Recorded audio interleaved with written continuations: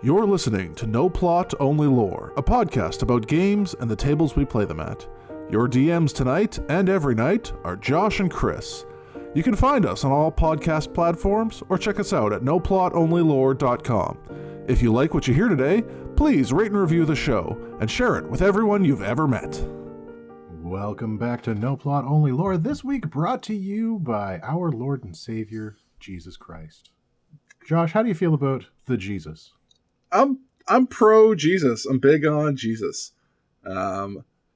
His followers have had some missteps, but overall, the message remains clear and kind and unifying. I'm kind of take it or leave it with the Jesus for the most part. It's like, I wouldn't equate him to like a Christmas cake, like the fruit cake. Because like a lot of people really hate the fruit cake. I don't hate the fruit cake. I'm very ambivalent about the fruit cake. Seems fine. It's, I'll grab a slice if it's around. It's available to everyone, even if it's not to your taste. Yeah, that's true. This is maybe a little weird, but I actually kind of like going to church occasionally. Like, with the understanding that I am a horrifying heathen, pagan, nonsensical person. Every once in a while, it's nice to just kind of hang out at church.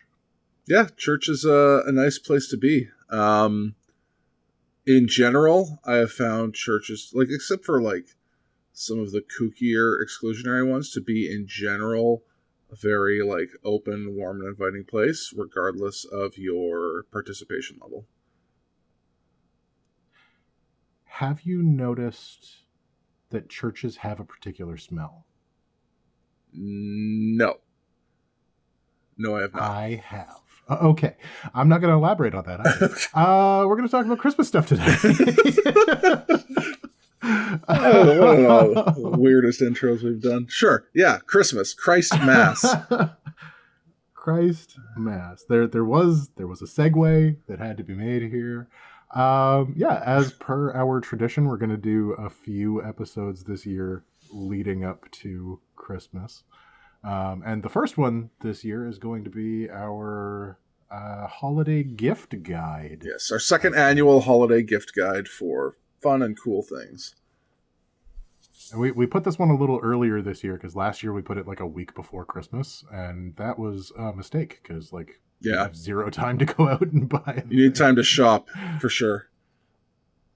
Yeah. What are you hoping to get for Christmas this year, Josh? Frankly, okay.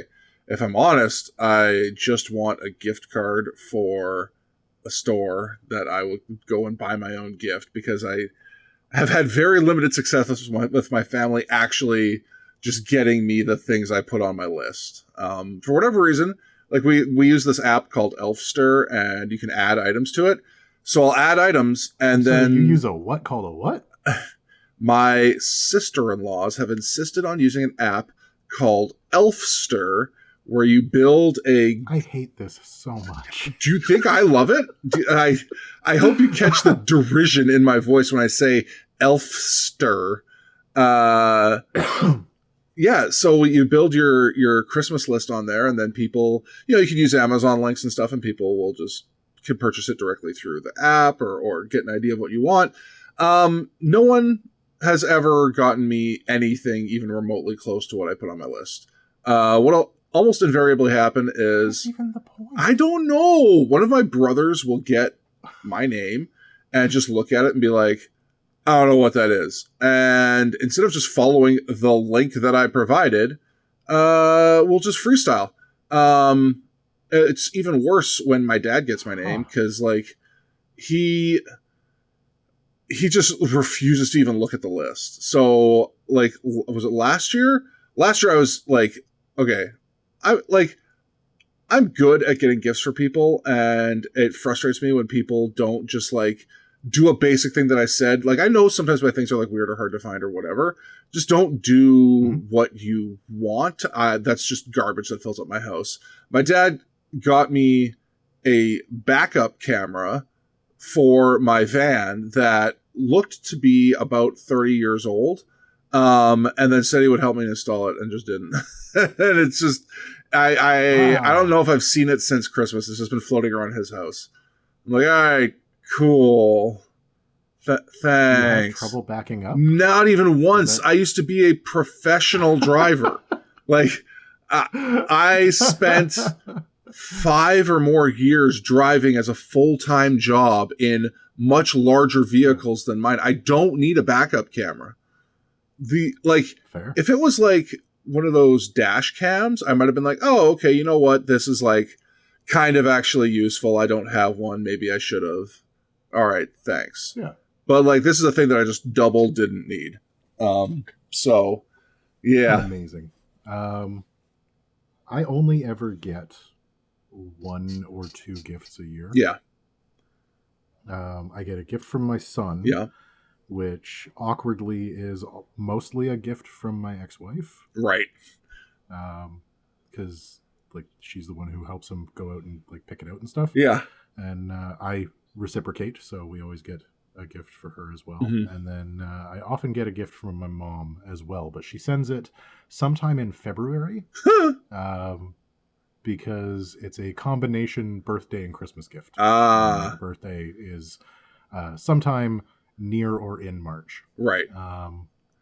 So she's like, we'll kind of split the difference, and then just like doubles up on it to make one bigger gift. Yeah, she'll get like one bigger gift. Yeah. Like, I think I can't recall if it was last year or the year before. She got me an Instant Pot. Oh, nice. Which was dope. Yeah, I have one of those. That thing is great. Yeah, for 1 year, all of the families got one of those for Christmas. Which was like the strangest thing that my parents ever did, but it was one of the most useful. My parents did the same thing. They got all of the kids an Instant Pot. Well, weird. Yeah. Maybe it was the same year. That would be hilarious. That'd be so funny. I wonder if my parents and your parents are like colluding on gifts. No, but awkwardly, my ex-wife is better about getting me things that are on my list than your family appears to be for you. Yeah. It's honestly, it's like, it's a lifetime problem at this point. I have gotten like 2 gifts from my family in my whole life that were like something that I wanted that I didn't ask for. Wow. Yeah. There's one time my youngest brother and his wife took a swing on and just freestyle bought me a board game. And I was like, oh, I don't have this and I am curious about it and I like it. Okay, cool. They bought me King of Tokyo, like out of nowhere.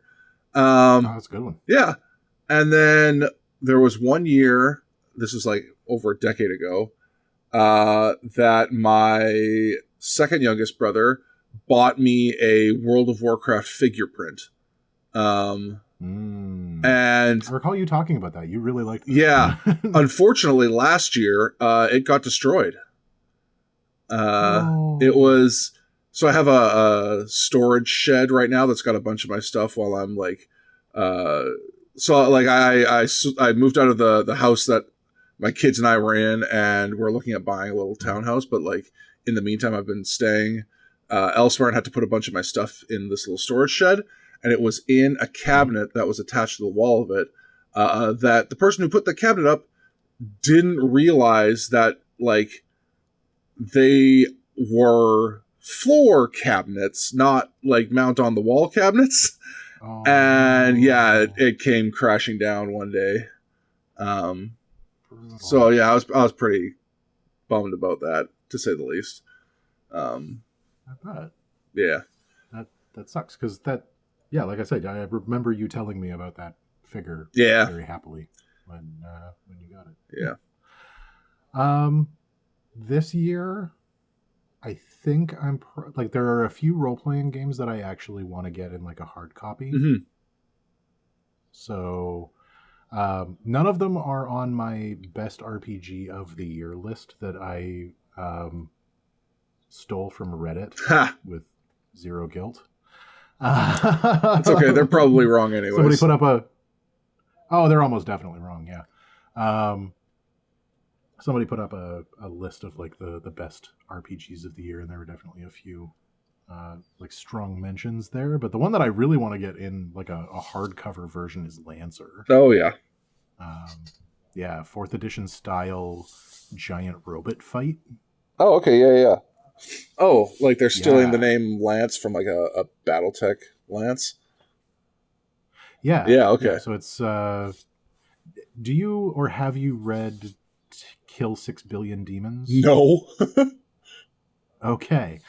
Kill 6 Billion Demons is one of my favorite long-running webcomics. Okay. It's been going for like a dozen years now. It's coming to an end soon. Oh. And by soon, I mean probably like this year, next year. And the writer-artist for that is one of the creators of Lancer. It is an absolutely beautiful book. And it has 4th edition style combat rules. Like it's very mini focused. It's very like tactical role-playing game focused in giant mechs kicking the crap out of other giant mechs. I actually really like the sound of this, and I would love to investigate this. It is so dope. I'm going to send you links later. Yeah, it is do it. So fucking cool. So yeah, that one is the one that is on my list. Because if it's more like starting from an RPG place and then, building out into like, just using like more RPG sensibilities and then putting everyone in a mech, I think that sounds like it'd be a lot more fun and interesting than like the BattleTech RPG where it's like, hey, you're going to play BattleTech. You better love doing that. And then in between you can do some talking, I really love the idea of an RGB mech that's just like done up like somebody's computer case and just like thumping techno music while it's like switching colors. I mean, and shit. They've got giant cooling fans anyways. Might as well make them RGB. Right? And of course, every mech I build is going to come with like a Jamaican dance hall air horn. Yeah, no, it's got a very similar style to 4th edition, I feel, where like there's a narrative layer to it that is very important, and then the combat is fucking combat. Yeah. Right? Like the game comes to a halt, you set up your minis, you come to tactical decisions, you play a tiny tactical war game for a bit. Yeah. And then after that you go back to the narrative stuff. Yeah, that sounds right up my alley. Yeah. Yeah, so I really like it. I have read copies of it, and it is brilliant. So, okay.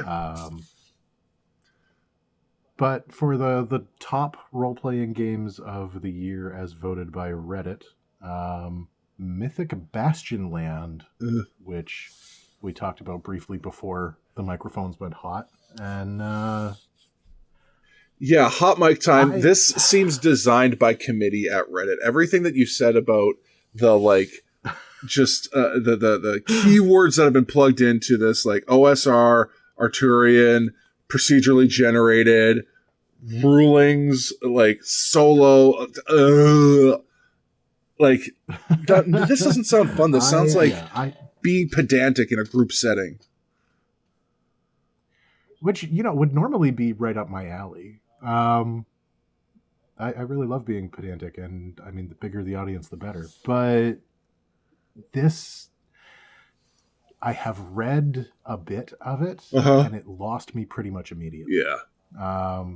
So like, I can't judge this one, unfortunately. Like, Reddit says it's real good.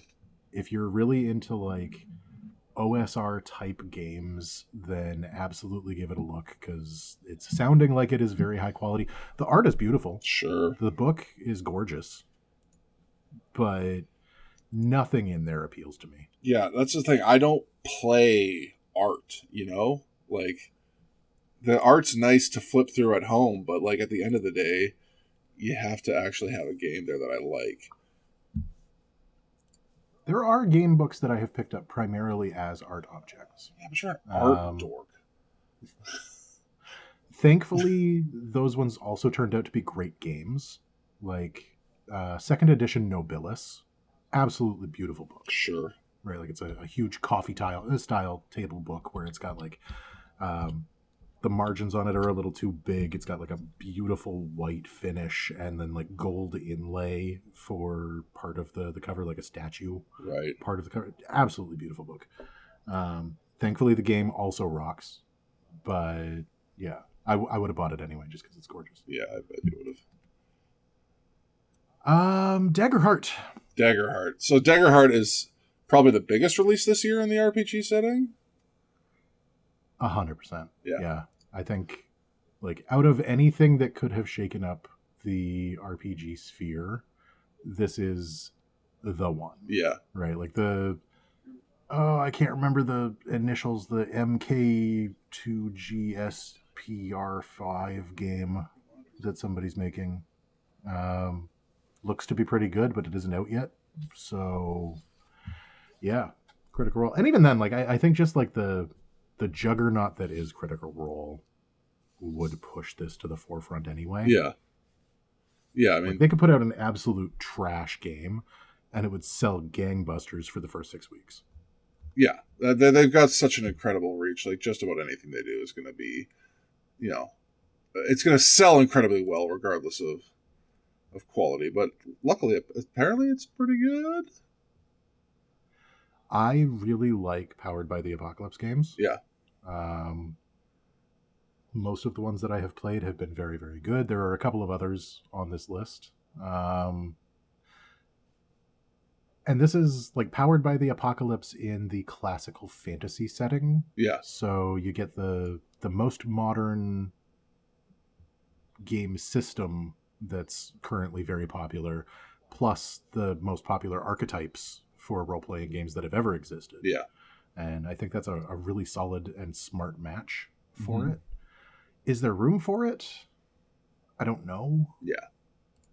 Like, the thing that you kind of have to push against for any new role-playing game like this is that there's so much inertia behind D&D. Right. So when you're trying to get somebody to play a thing that isn't D&D, even if it's very good, even if it's D&D adjacent, even if it's got like one of the biggest D&D crews ever behind it, you've still got to push against that inertia to get it played. So yeah, I don't know how relevant that's going to be for most tables. Well, it's you got to make this effort to like a concerted effort to turn someone from like a D&Der into like a role-playing gamer, and that, yeah, I don't know if that's necessarily possible all the time. I mean, there's some people who like you've done it, but I'm just saying, like, there's a lot of people who consider themselves role players who don't touch anything but D&D and don't know the difference, right? So, I mean, good luck. Yeah. And I think, like, the biggest thing running against Daggerheart is exactly that, right? Like, the fact that it is so close, and it's meant to be, like, a D&D killer, right? Like, it's supposed to be the thing that, like, shows up and undercuts D&D. It's like D&D, but better. Yeah. And I don't know if it can compete on D&D, but better without that brand name.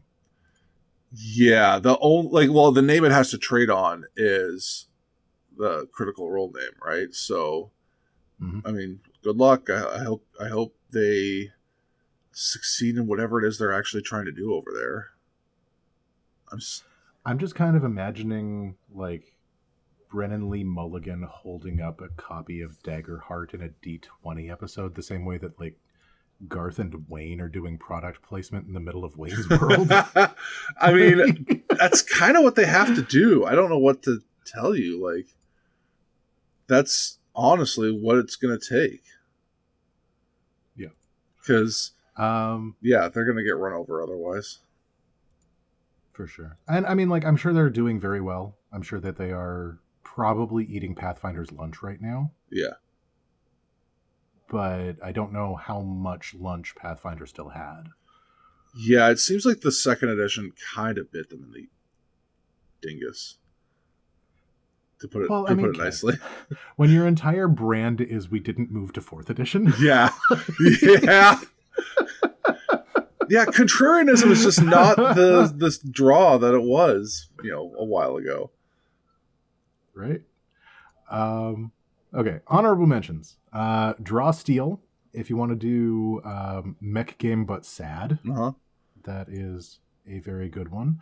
Legend in the Mist is a very cute, low crunch, cozy fantasy game. Okay.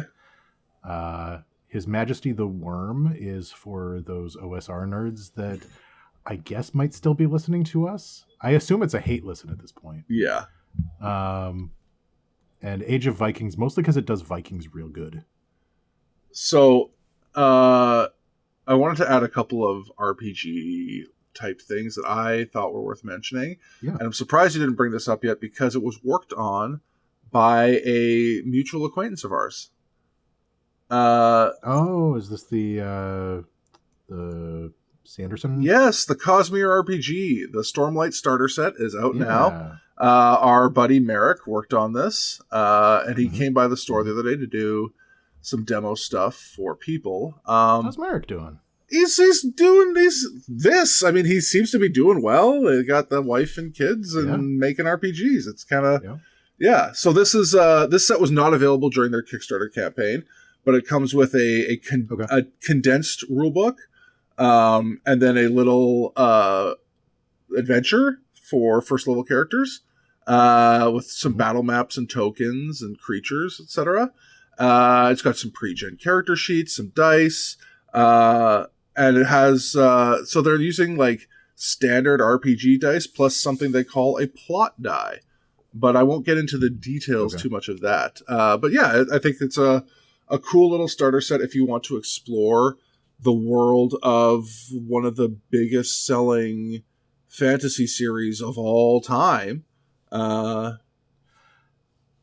interesting too, because like there are so many systems within the Cosmere. Like I haven't had a chance to take a look at the Cosmere role-playing game yet. Yeah. But like even if you just boil down the magic systems to pure investiture, it's still like 75 different magic systems within the same goddamn magic system. Like trying to encompass all of that. It's tough. Don't get me wrong. It's tough. Yeah. I mean, God bless Merrick for tackling that, because I fucking wouldn't. Yeah. Yeah. I'm over here struggling with like 1 page of role-playing game rules. Come on now. Yeah. Okay. So the second one that I wanted to bring up is one that I have purchased myself this year. And it is a small goofball RPG called Pigeons 11. Okay.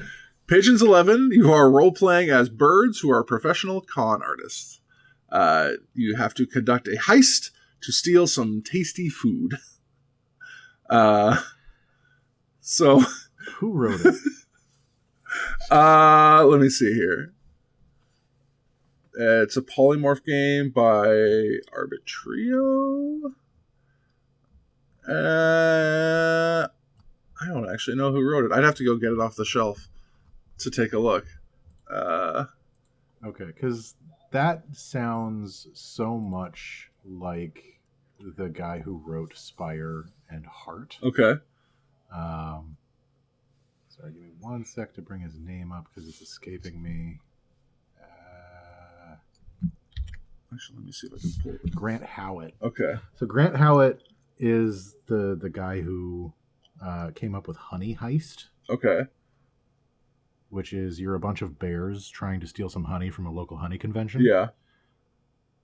And this sounds exactly like him. So as soon as you said like pigeons, I was like, oh shit, is this a Grant Howitt game? But no. Yeah, I can't find the information online. It's they're calling it an RPG fun shot. But yeah, you're actual physical birds, but are also crafty thieves who can like pick locks and stuff. And talk. So yeah, it's just a little goofball thing to feathers. Yeah, exactly. It's just a goofball thing to run with your friends. And you know, it's definitely not meant to be like, hey, this is going to be our thing for the next 6 months. But it's one of those things where it's like you do one of these as at like a holiday party or something. And just kind of smash it together and run with it and be dumb. The classic beer and pretzels role-playing game Exactly. space that like Kobolds Ate My Baby lives in. Yeah. Okay, let's get to some of these other things on here because we have been talking for a long time, and I got stuff I want to advertise. But Okay. Accessories. You have some accessories. Yeah, so for dice this year, my two favorites are the Hexbound Aluminum series, which feels an awful lot like rolling a battery. Okay. It's just a big, heavy chunk of metal. And then the Dispels Astral Thread collection is absolutely gorgeous. It's got like tiny stars and moons etched into it. They're not like... The aluminum dice are kind of on the pricey side. Yeah. The Astral collection is a little more on like the affordable side. But if you're looking for something that's like really pretty but affordable, that would be a solid choice. Sure. Do you have any like favorite dice sets that have come through? I have one. Hold on, I gotta find it. What are they called? Emberforge. Emberforge makes handcrafted metal dice.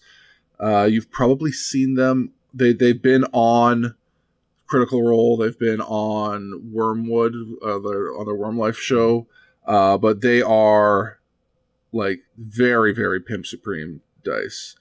I don't love all of their designs, but I can appreciate that they are quality. The problem that I have run into with metal dice in the past is that they're just like cheaply tossed together, and they kind of feel like it. These ones do not. So yeah, check out Emberforge dice on Instagram. Okay, cool. Rook Raven makes some absolutely gorgeous notebooks and character sheets and character trackers and NPC trackers and like all of the fiddly bits that you would want to have on paper. Yeah. So if you're running a pretty analog game, it's gorgeous. And it's also just like showing up with a beautiful, perfect bound notebook that has like gorgeous RPG style art on the front. And sometimes it's even branded for specific games. Yeah. So like, if you have a game that you're running that they are supporting, then you could just grab the notebook that's like for that class and you just have your class on the front of the fucking notebook. It's gorgeous. Yeah. Also the interiors, like I don't think the typography design gets enough love kind of in general, but like the way that they've laid out the individual pages of their notebooks for like the character sheets have all of the attributes along the top with like the bonuses immediately below them, and like all of the equipment information is all on like one page. It's absolutely fantastic. Sick. I will say, just in general, the idea of picking up like a character book off of like, because I just bought something off Amazon, but like taking those books and having the your character creation sheet in there, like the one I bought has like 5 or 6 of them, and then they've got space for spells and notes and all sorts of stuff like that. I found has really changed my relationship with like role playing in general, where I've got multiple characters with me and sort of keeps me more present in the game by having like almost like a physical little spell book in front of me. So yeah, I second that idea. Well, and it also gives you like at the end of the game you have an object, right? Like you have an art object that is a remnant of that game, a remnant of the character that is like a physical representation of the thing that happened, which I think is really important sometimes. Yeah. Archvillain Games. Never heard of them. Okay, you need to search for them right now because the minis that they are putting out are next fucking level. Okay. They are absolutely gorgeous.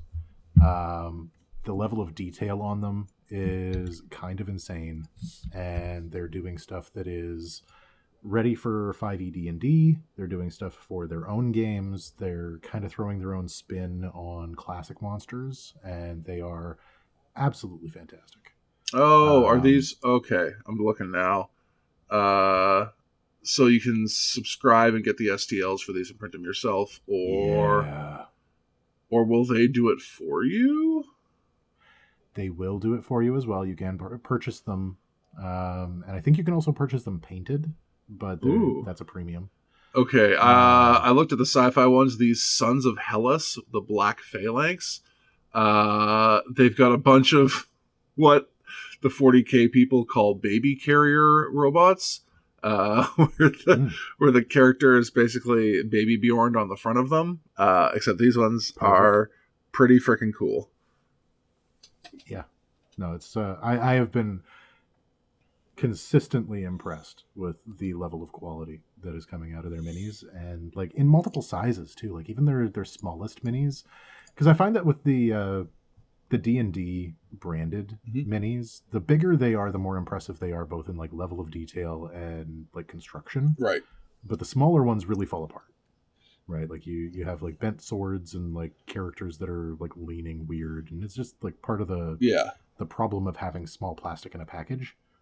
But everything that I've seen from Archvillain has been absolutely gorgeous, regardless of size. It's good because their website is kind of ass, but their website is ass. Yes. But also, just like I'm not like subscription guy. Yeah. I hate that everything is turning into a subscription, but the idea of getting like a little gift box every week or like every month that has like minis in it. Yeah. That's great. Yeah. Just a little surprise it shows up. Yeah. I like that you could just go buy this whole army for like $10. Like, here, take the files. Just do it. I think that's neat. Mm-hmm. So for accessories, I originally didn't have anything in my mind, but I did want to shout out a company called Knowledge is Tower. You can find them on Instagram and Etsy. And basically what they do is they take secondhand books and then carve them into dice towers. So yeah, I wish I liked dice towers. Yeah, these ones are pretty neat in that like it's a big hardcover book. They carve like a unique little path down the middle of it, and then they'll also carve a little receptacle in it to hold your dice. And then it could just stand vertically and roll your dice for you. If I ever go back to the Extreme Library as a thing, I kind of need one of those. Yeah, they're pretty dope. They do them by commission, so you can even like if you have a favorite book, you can like send it to them and have it made into a dice tower. So I just thought that was pretty neat. I wonder if there's limitations on that. Oh, certainly. But yeah. Like I wonder if you have like somebody who has a particularly valuable like first or second printing of Jane Eyre or something. Send it in if they would like carve that up. I've not seen anything on there that indicates that they care at all what you send. It's all on you. Okay. But that would be disrespectful and hilarious, and I think you should do it. I do not care at all about classic literature. I hate it all. So carve it up. I like classic books, but I think that information is generally free and the object of a book is pretty much useless. Yeah. Okay. Stocky stuffers. Yeah. So there are always new innovations happening in like small scale bits of stuff for role-playing games. And my favorite this year is the dry erase condition rings. Okay. So it's just like a little ring that you can put on the bottom of a character, like the bottom of a mini that like indicates a status. You can wipe it off, write another one next time. So I did kind of the opposite. I bought condition rings that have like an internal spinning wheel that I could just like turn to select whichever condition I want. Or I can flip it over and it's got numbers. Nice. So yeah, they're from like Ultra Pro or something. And there's a pack of like 20 of them for like $10. Yeah. I'm a big fan of like metal initiative trackers. Like basically an abacus for characters in like which order they're going to go. I don't have any links to them like written down or anything, but I do know that they exist. And if you just look up metal initiative tracker, they usually look like a bookmark or like a small card that you can put stuff together with. So those are pretty great. And then sometimes you just like get a metal bookmark. Yeah. I've actually seen metal initiative trackers that are in the form of a bookmark. Yeah. And that is just doing double duty. Yeah, a metal bookmark goes hard. Okay. It also suggests that you are very like into reading. Right. It's definitely a virtue signal for the literate. Okay. So I had 3 other stocking stuffers with an honorable mention. So first of all, this one I didn't want to count it as an RPG, even though it kind of is an RPG. But it is Insurgent, which is a like it's basically another one-shot type thing, except it's also like so small you can do it solo. It's just like basically no character creation. It's just you're a member of a group of rebels fighting against random oppressive forces, and it's a little mission-based thing that like you kind of build the setting as you go, deciding whether it's like fantasy or modern or futuristic, and it really just encourages like imagination and just vivid descriptions. Okay. So yeah, and it's one of the games that we didn't talk about earlier. We just kind of skipped over the great games that didn't come out this year, but Spire and Heart, both by the guy that I was talking about with the one-page RPGs. They have a very similar setting. The Heart in particular is dark elves that have been oppressed fighting against the light elves that have been oppressing them, and has very similar themes to Insurgent. So something that kind of echoes there. Nice. So the second thing is actually a book. It's an omnibus. It's called The Twice Dead King, but it collects a bunch of stories from the 40k world about the Necrons and Zarek the Silent King. I don't want to say they retconned, but they fleshed out the Necron lore a lot more in the last few years. When they first reintroduced them, they were just like silent, unknowable, implacable, vaguely Egyptian bad guys, and they're still vaguely Egyptian, except now that they've fleshed out like dynasties and what these different powerful people are, and then you can they actually start talking about the leaders of them, and they have motivations, and they've introduced some cool characters that are super powerful but doing weird things, like Traz and the Infinite. So yeah, I think it's a cool set and a great way to just have a good old holiday, fireside read. I feel like this is one step away from making the bugs smart. Or are we going to suddenly start seeing smart Tyranids? Is that coming? So people have been of that opinion. They like when the Necrons were just, faceless robots. I'm in the minority, but I kind of like this version of the Necrons where they're a little like don't get me wrong, there was good things about the first version where it was like, hey, they just do fucked up things. Like there were these things called flayed ones that just had knives for hands and wore the skin of things they had peeled. And then they would just show up on the battlefield. And like, I think it was kind of cool that like there was no explanation for their motivation. They just did it. And you're like, wow, is this like weird, like AI machine learning gone fucked up? Like, but I feel like that doesn't really need a lot of explanation. Like that feels very like Berserker to me, right? Like you just have a huge dude who starts hitting himself and then his friends, and now he's coming at you. Yeah, I mean, these guys would just like sneak into a camp, flay the whole camp, and then put on their skins, and then like tunnel underground and show up somewhere else wearing the skin of things that they had killed. That, oh, I recognize that face. That was Jeff. Like multiple things that they had skinned, because I don't know which one I like better, of like them kind of trying to look like they're wearing a person suit versus like they're wearing a cloak that is made of 6 dudes. More the cloak thing, but maybe not 6 dudes, maybe like 1 dude. Because it's fresh. Oh, okay. It's fresh and wet. And then I like how it flaps.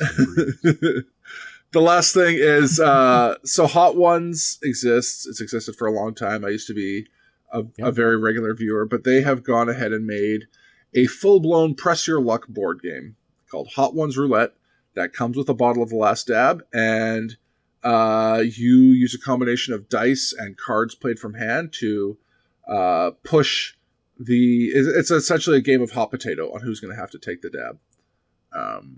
So I thought that was just the bag, Sean Evans. Yeah, it's a fun party thing. And then the final one, I didn't put it on our list, but the big hit for this year for party games that now come in stocking stuffer size is Flip 7, another press your luck game with some gambling elements. I've played it. It's fine. It's $10. You can teach it to your grandma in 2 minutes. It's like half as complicated as playing blackjack. It's just hit or don't. Okay. Okay. Yeah. So that's one to check out. So what if I have like 4 stacks burning a hole in my pocket? Put them into a tax-free savings account and start building towards your down payment on a townhouse. No, I need to spend them on one particularly nerdy gift. Oh, well, then perhaps something in the like heirloom furniture realm. Yeah, I threw Wormwood tabletop desk on the list as like I know that there are some people who need those like premium gifts. Yeah. Where, like, what do you get for the nerd who has everything? And like, I've got $4,000 in my savings specifically for that nerd. Yeah, but ain't nobody ever bought me one. So. Yeah, it's one of those things where like, if you've got the money, you should probably just go buy Wormwood stuff in general. I mean, I'm gonna after moving, I'm gonna buy a table. Like that's my next goal is to save for a table. Even the modular one, I'm probably gonna spend $2,000 on it. You know, it is what it is. I've tried to stopgap it with various goofball accessories to make my table more functional, and none feel as good as when I was playing on my friend's sunken gaming table. It's just a unique feel to everything, and the feeling is very, very good. It's a singular kind of luxury to have your board games living in something that is that high quality. Not a thing that I have had a chance to experience of my own, but someday. All right. Someday I will convince you to buy me one of these tables, Joe. Well, we'll just hope that the pod eventually makes enough money to do that for us, right? Go buy all of our one-page RPGs. Yeah. Get a cool table. Okay. Are you ready for the final category, which is the only one that matters because it's about stuff I care about? Yeah, so I'm just going to mute my mic and let you do your thing. No. All right. Okay, so final category, board games and tabletop games. Number 1, I am an absolute shill for Stonemeyer and Jamie Stegmaier. And Jamie Stegmaier has designed another game. It's called Origin Story. So it's a small box game, but big play within it. It has multiplayer and solo up to 5 players. It is a competitive tableau building trick-taking game played in 5 rounds. And each round is a chapter in your character development and gives you a new card to add to your mat. So you charge your cards and use their abilities to score more points. Basically, you are revealing your character's backstory, gathering gadgets and allies to develop a grudge against an archenemy, and then unleash an ultimate as you transform. So you are speed running your character design progress into unleashing yourself on your supervillain. And when I'm done, does it give me D&D stats that I can just plug in? Or? I wish it did. It does not, but you probably could. Somebody should put out like a little addendum book or something that's just like, this is how to convert everything to D&D stats. Yeah, it's a lot more superhero based, so that might be tough to translate. Okay. But still, I've got some superhero games we could do that. Yeah, I think it's a nifty little development. And the other one is, it is, as of last week, we are now officially in the 3rd season of Blood Bowl.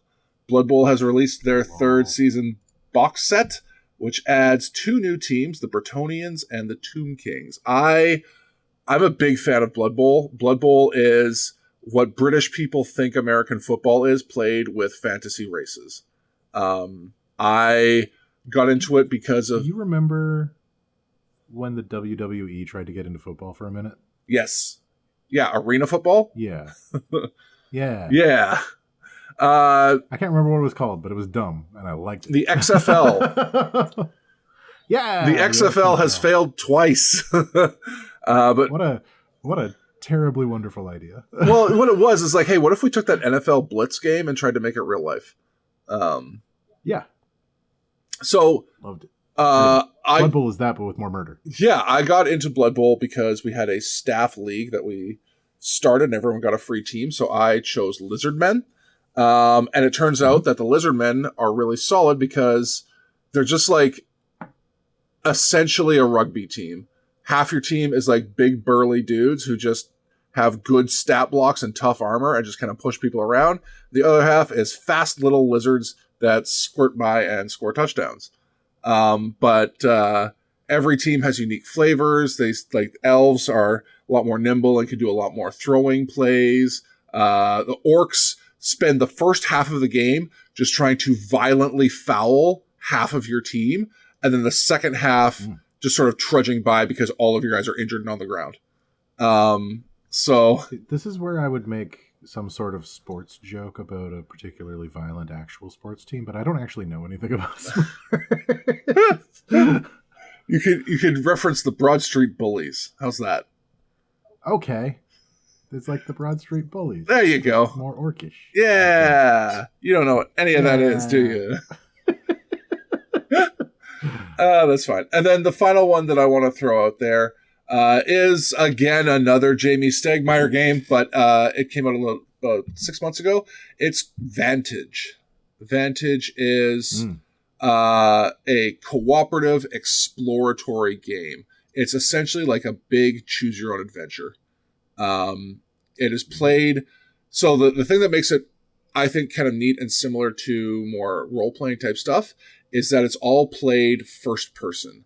You get these vantage cards that tell you what you see in front of you, and you have to describe that to the other players at the table. They don't get to actually see what's happening until they go to that location. You are given... So everyone is explorers out in space. You crash land on this planet, and then you are given a vague job to try to complete. You are all working together, spending each other's resources, assisting each other, even though you're not in the same physical location. If you make a concerted effort, you can get your characters to the same spot and then start traveling together and working even more together. But you are still utilizing your skills and your tools and your abilities from your board on other players' turns. It's never like I do my own thing and then now you do your own thing. It's, hey, I'm going to try to do this. Some other person might assist me with these roles. We suffer the consequences, find the rewards, etc., etc. And then I'm still paying attention on your turn because I have things on my board that I can do to mitigate consequences of your actions. So it's very much a no downtime type of game. I have played it a half dozen times now, and I might have touched 10% of the content in the box. There are literally thousands of cards featuring 900 different locations and another 400, 500 different like items and things to find. There's even, I'm not going to spoil it, but the game has a twist that I think is a mark of brilliant design that other people I know haven't found yet in the game, and they've been playing as much as I have. Wow. So, yeah, I think I don't know why, but everything you've just said makes me really want somebody to take those design aesthetics and apply it to Twilight Imperium. Right? Yeah, make a game fun that you can play in one night. Who'd have thought? Oh, no. If you make changes to Twilight Imperium that makes it take any less than 12 hours to play, you fucked it up. But I mean, they tried with Twilight Inscription, and you're right, it definitely just fucked it up. All right. Any last shout outs, anything else that we want to do before we wrap this up for the holiday Christmas gift guide?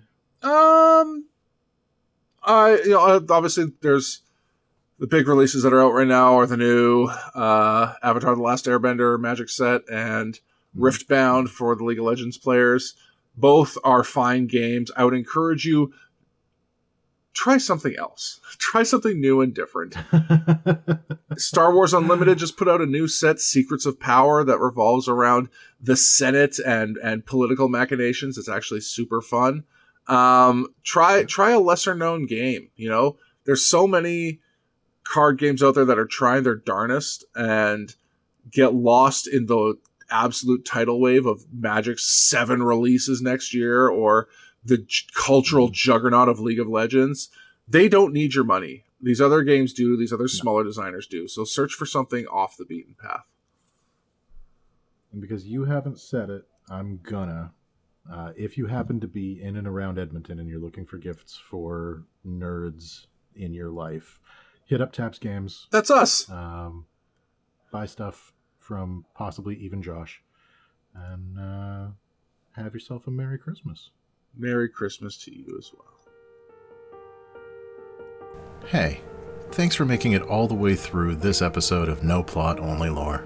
If you're looking for more, you can always find us at noplotonlylore.com and on all the very best podcast platforms. If you like what you heard today, please share, rate, and review the show to feed my never-ending need for attention and validation.